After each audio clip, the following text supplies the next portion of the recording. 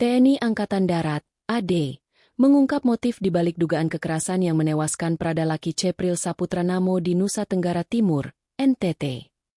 Kepala Dinas Penerangan Angkatan Darat, Kadis Penat, Brigjen TNI Wahyu Yudayana menyebutkan, peristiwa itu berawal dari kegiatan pembinaan prajurit.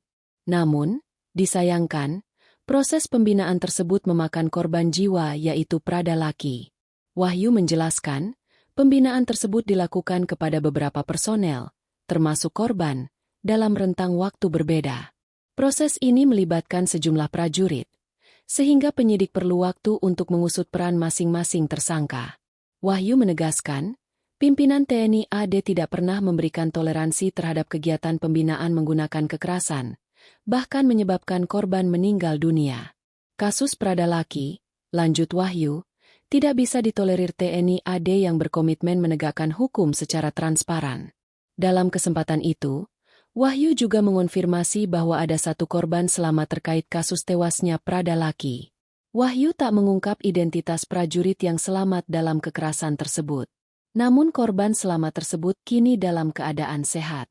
Brigjen Wahyu, alumni Akademi Militer, Akmil, 1998 dari Korps Infanteri tersebut, juga menegaskan baik pembinaan maupun latihan kepada prajurit itu harus betul-betul dilaksanakan dengan keras, namun bukan dengan kekerasan.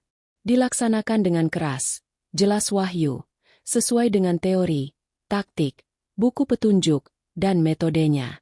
Sehingga, pembinaan itu membuat prajurit itu betul-betul memiliki kemampuan perorangan, maupun kemampuan tim yang baik dan mendukung pelaksanaan tugasnya.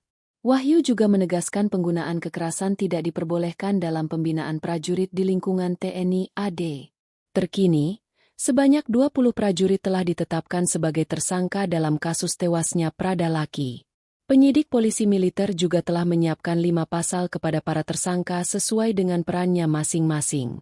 Namun demikian, proses penyidikan dan pendalaman masih berlanjut hingga saat ini. Lagi tapi kondisinya sehat, kondisinya baik. Artinya kan seperti yang saya sampaikan tadi, setiap prajurit kan kondisinya juga beda-beda. Ya, dan pembinaan yang diberikan itu juga tidak untuk satu orang saja. Pembinaan itu kan juga diberikan kepada beberapa prajurit. Kan.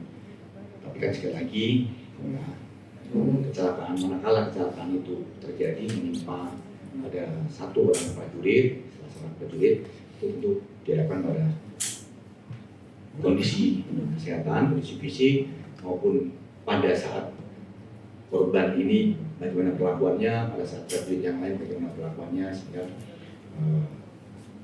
korban ini bisa tidak survive dan apa. Lalu yang berikutnya, kenapa bisa berulang? Karena yaitu yang saya sampaikan bahwa setiap program, setiap kegiatan bukan cuma di TNI Angkatan Darat saja, ini juga mungkin berada pada lembaga, institusi, atau komunitas yang lain. Itu tentu ada beberapa hal yang memang tidak sesuai dengan ketentuan. Ada beberapa hal yang memang perlu dilaksanakan evaluasi. Itulah gunanya setiap kegiatan, setiap program itu harus ada evaluasi, karena tidak ada yang sempurna dari suatu program atau kegiatan. Dan kekerasan tidak boleh. Jadi pembinaan, latihan kepada prajurit itu harus betul-betul dilaksanakan dengan keras. Artinya dengan keras itu bukan dengan kekerasan. Keras itu artinya ya sesuai dengan teorinya, sesuai dengan taktiknya, sesuai dengan buku petunjuknya, sesuai dengan metodenya. Sehingga membuat prajurit itu betul-betul memiliki kemampuan perorangan maupun kemampuan tim yang baik yang mendukung pelaksanaan tugasnya. Sehingga kalau dikatakan kekerasan tidak boleh, ya, tidak diperbolehkan. Tetapi latihan harus dengan keras. Latihan keras itu bukan berarti kekerasan. Ya, itu yang saya sampaikan. Yang berikutnya,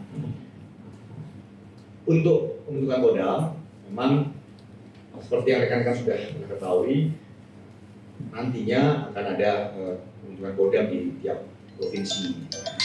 Sehingga yang 6 program ini ada tahun ini dan tahun berikutnya itu ada registranya dan konsepnya yang tentu nanti akan diproses lebih lanjut.